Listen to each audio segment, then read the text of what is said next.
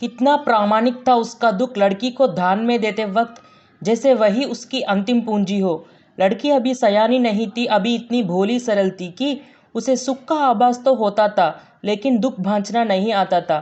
पाटिका थी वह धुंधले प्रकाश की, कुछ तुकों और कुछ लयबद्ध पंक्तियों की। माँ ने कहा, पानी में झांककर अपने चेहरे पर मत रीझना। आग रोटियां सेकने के लिए है, जलने के लिए नहीं। वस्त्र और आभूषण शाब्दिक भ्रमों की तरह बंधन है स्त्री जीवन का। माँ ने कहा, लड़की होना पर लड़की जैसी दिखाई मत देना। कन्यादान कविता के कवि रुतराज जी है। इस कविता में कन्यादान के अवसर पर बेटी को माँ द्वारा दी गई सीख का चित्रण है। यह सीख परंपरागत आदर्शों से हटकर है। माँ का मानना है कि समाज द्वारा ही स्त्रियों का शोषण होता है। वास्तव में समाज द्वारा स्त्रियों के लिए बनाए गए आचरण के प्रतिमान गलत है। वे स्त्रियों पर बंधन है, ये उनके पैरों में बांधी गई बेड़ियां हैं। यहाँ माँ बेटी को सीख देती हुई कहती है कि लोग कोमलता को स्त्री को श्रृंगार मानते हैं, लेकिन इसे महिलाओं की कमजोरी भी समझा जाता है। अतः कोमलता के गौरव में कमजोरी का उपहास छिपा रहता है। विदाई के अवसर पर माँ की पीड़ा स्वाभाविक होती है।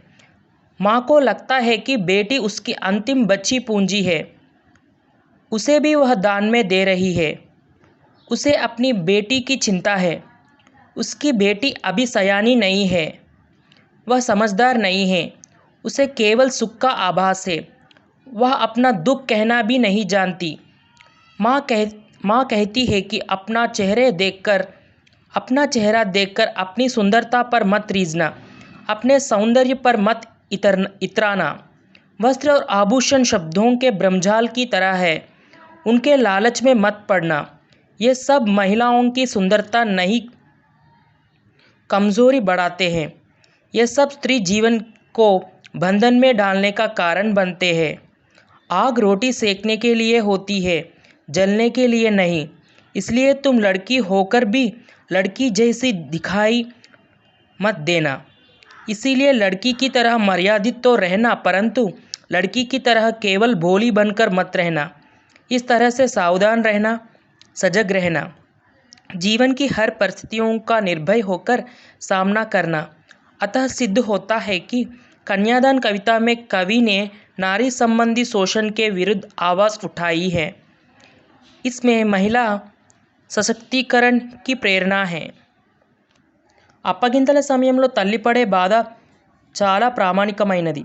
తనకు చివరిగా మిగిలి ఉన్న విలువైన సంపదైన కూతురునే దానం చేసేటప్పుడు కలిగే బాధ వర్ణనాతీతం. ఎంతో అల్లారుముద్దుగా కష్టం తెలియకుండా పెంచిన తన కుమార్తెకు కష్టాలను, దుఃఖాలని ఎలా స్వీకరించాలో కూడా తెలియదు. ఇంకా పరిణితి చెందని అమాయకురాలు తాను. ఆనందాలకు, సుఖాలకు అలవాటు పడినంతగా బాధలకు అలవాటు పడలేదు. రొట్టె కాల్చడానికి నిప్పును వాడాలి, కానీ నిన్ను నువ్వు కాల్చుకోకూడదు. వస్త్రాలు మరియు ఆభరణాలు స్త్రీ జీవితానికి బంధనం లాంటివి, వాటి భ్రమలో పడవద్దని చెప్పింది. అత్తింట్లో అందరితో మర్యాదగా మెసులుకోమని చెప్తూనే ఆడదానిలా ఉండు, కానీ ఆడదానిలా కనిపించకు అంటే మెత్తగా ఇతరులు తనను అలుసుగు తీసుకునేలా ఉండకూడదని, తన ఆత్మగౌరవానికి భంగం కలగకుండా జాగ్రత్త పడమని, ధైర్యంగా నిబ్బరంగా ఉండాలని, జీవన గమనంలో ఎదురయ్యే ఒడిదుడుకులను ఎదుర్కొనే ధైర్యాన్ని ప్రదర్శించాలని తల్లి కూతురుతో అంటోంది. How authentic was her mothers sorrow when she was giving her daughter to in-law in marriage. Clothes and ornaments are illusions. They are bondages to women's life. Don't fall into the trap. She advises her daughter to be strong. Thank you for watching this video.